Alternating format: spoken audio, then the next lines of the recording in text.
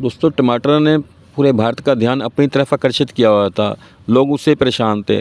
200 रुपये और कहीं कहीं पर तो 200 रुपये से ज़्यादा भी बिक रहा था। सभी दुनिया उससे परेशान थी, लेकिन इसके पीछे कुछ सब्जियां ऐसी थी जिनके दाम बढ़ गए और लोगों को महसूस तक नहीं होने दिया उसने। जैसे कि इस समय अदरक 250 रुपये किलो, 60 रुपये पाव, 200 रुपये किलो के करीब बिक रही है। लोगों का उस तरफ ध्यान ही नहीं गया और वो स्टिल 2 महीने से ऐसे बिक रही है।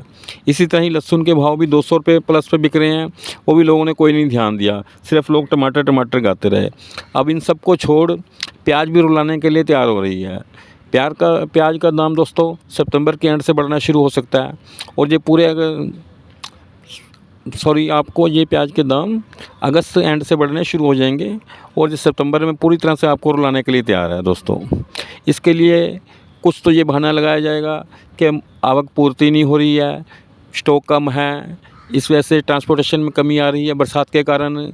लेकिन दोस्तों सच्चाई कुछ और है, क्योंकि सारी मंडियों पर तकरीबन दिल्ली के आसपास जो मेन बड़ी मंडियां हैं, इवन आज़ादपुर मंडी है, वहाँ पे कब्जा किसी पर्टिकुलर देश प्रेमियों का हो चुका है।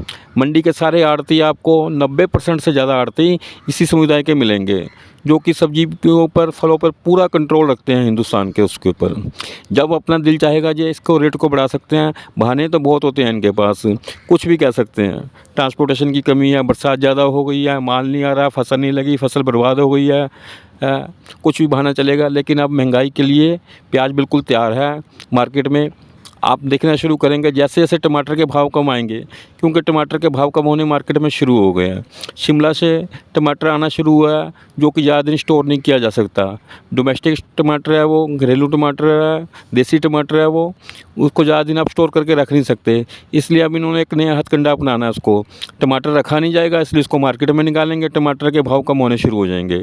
टमाटर के भाव दोस्तों इस महीने के एंड आते आते नॉर्मल की तरफ हो जाएंगे और लेकिन पर प्याज के भाव उसी हिसाब से बढ़ने शुरू हो जाएंगे। इनका कोटा नहीं ख़त्म होएगा, आप लोगों की जेबें वैसे ही कटती रहेंगी, लेकिन आइटम का नाम ज़रूर बदल जाएगा इसमें।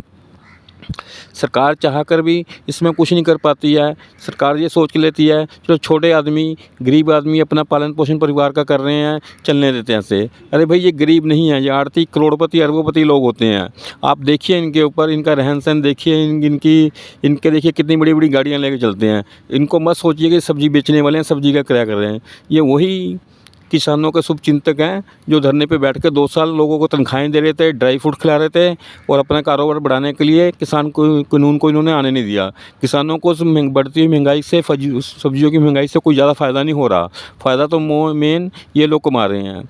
तो इसलिए आपको देखने की लोड़ है कि आपको क्या करना है। अब टमाटर के बाद आपको प्याज रुलाने के लिए बिल्कुल मार्केट में तैयार है। अपने हिसाब से, अपनी आपूर्ति के हिसाब से आप इसको स्टोर करके रख सकते हैं, क्योंकि पूरा सितंबर ये आपको रुलाएंगे दोस्तों।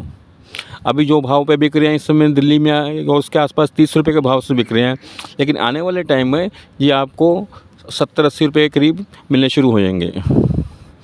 तो देखिए दोस्तों, अब आपको क्या करना है। मैंने सारी सच्चाई बता दी है। बहानाखोर जमाखोरों का काम भी चल रहा है, तो आप अलर्ट हो जाइए, अभी से सचेत हो जाइए, क्योंकि टमाटर बिल्कुल आपको रुलाने के बाद अब प्याज भी रुलाने के लिए तैयार है आपको दोस्तों। धन्यवाद दोस्तों।